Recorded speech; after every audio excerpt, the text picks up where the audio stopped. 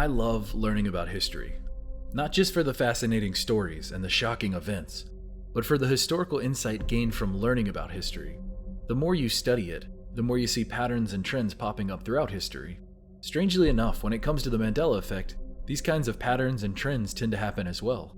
Where there is smoke, there's usually fire. Once you find one Mandela effect on a topic or a subject, the more you dig, you're bound to find more. Well, that is exactly what happened this time. Years ago, I covered the fascinatingly unbelievable concept of Dazzle ships, used in World War I and World War II. While most people think of Navy battleships as gray, these ships were actually covered in multicolored shapes and designs. For context, I'm going to play an older clip I made about Dazzle ships from this video, link in the description. Then we're going to come back and build off of that video. So if this clip sounds familiar, that's why. Let's check it out. Think back to when you learned about World War I and World War II. Visualize the massive warships that were utilized back then. Now, what color were those ships? Were they covered in abstract designs, or was it solid colors like gray? What do you remember learning? In World War I, and to a lesser extent in World War II, to avoid ship destruction at the hands of German U-boats, ships were painted in Dazzle camouflage. This is actually how history goes now, believe it or not. The hulls of Dazzle ships were covered in stripes, swirls, colors, and abstract shapes, reminiscent of Pablo Picasso's work. The idea was that the overwhelming mix of colors and shapes would confuse enemy U-boats looking through a periscope, thus making it more difficult to gauge the size, speed, and direction of these Dazzle ships. Despite other people's memories, including my own to the contrary, this was a common practice. It started in Britain, but eventually spread to the US. It turns out that Dazzle ships were surprisingly effective. So much so that during World War II, Dazzle camouflage was utilized again by the US and even used on the decks of ships to confuse enemy aircrafts. Does any of this sound right to you? Growing up on the East Coast and being a big history buff, I've even visited some of these ships. But amazingly, I've never seen one in full Dazzle paint, let alone any mention of this throughout history. So all of my education, all of my personal studies, all the documentaries and movies and things that I've watched, nothing. What do you all think? Is this exactly as you learned it? Or is this something completely confusing to you? Recently, I fell down a World War II well of information, and before you know it, I was on the subject of D-Day, the June 6, 1944 Allied forces invasion of Normandy, France to repel back the Nazi forces. Cited as the largest seaborne invasion in history, I'm sure the vast majority of you have heard about this before in history books or articles, documentaries, and movies like Saving Private Ryan. Everyone with an interest in D-Day history has seen this shot before. The soldiers huddled together on an LCVD landing craft, mere minutes before the bullets start flying and the craft door opens. But what's that to the left? Is that the tip of a Dazzle ship? Yes. Yes, it is. So get this. Not only are some of the major ships used during D-Day Dazzle ships, even a bunch of the Normandy landing crafts and tank carriers are now Dazzle ships as well.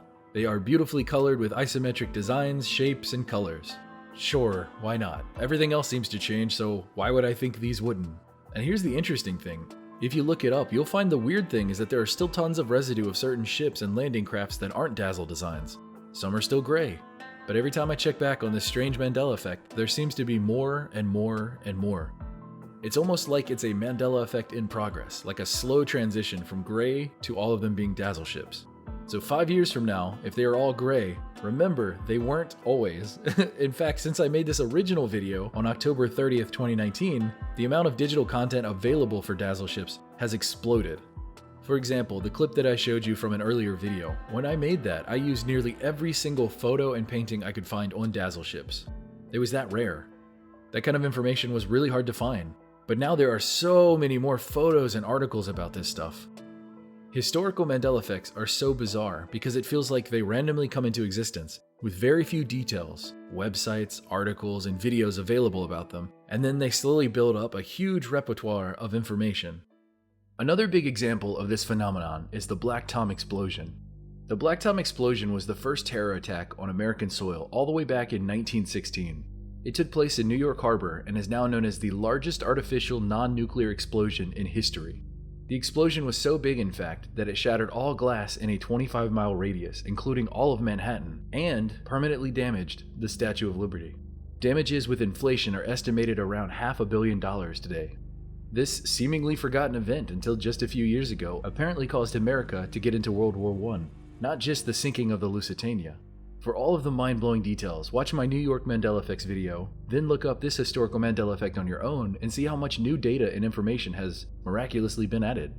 When I did the original research on the Black Tom explosion, there was 1 page of results on Google, and nothing earlier than 2012. No joke. Since then, the amount of results for the Black Tom explosion have quite literally exploded. No pun intended.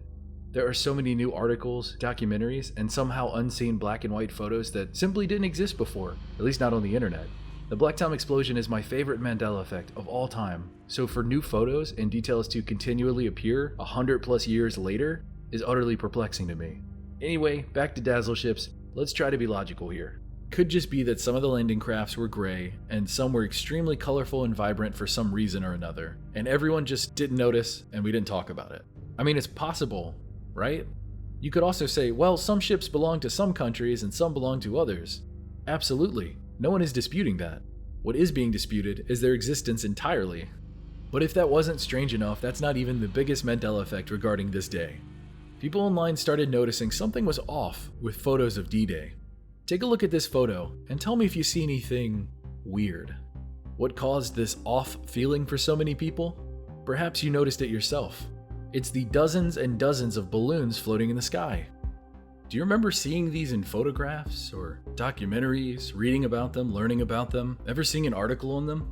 Well, if not, these are called barrage balloons, and on D-Day, the sky was covered in hundreds of them. These anchored balloons created a cluttered mess above the sky to prevent enemy plane attacks, because oftentimes there were bombs attached to these balloons. Historically speaking, this makes perfect sense. It's a great idea, but the rationale isn't the issue. It's that many people online don't ever remember seeing these before. That's where the Mandela effect comes in. When I was doing research for something else entirely, and I first came across these photos, it made me second guess myself for a minute, like maybe this is a photoshopped photo or something else, but apparently it's real, and a lot of people are scratching their heads. So tell me, what do you think about all this? This specific photo right here is my absolute favorite, because it's so nonsensical. I love it, and here's why. It doesn't seem real, but here it is. It's the perfect encapsulation of the term historical Mandela effect. So now if anyone ever says, what's a historical Mandela effect? You can just show them this photo, or this video. Everyone let me know, do you remember learning about Dazzle ships and barrage balloons storming the beaches of Normandy? How do you feel about all this? Are you on the side that says, duh, obviously those existed? Or are you on the side of, I've never seen this before in my life, what is going on? I'd love to hear all your comments below. Thank you all so much for watching. Like the video if you enjoyed this, subscribe if you're new to the channel, and I will see you all again very soon.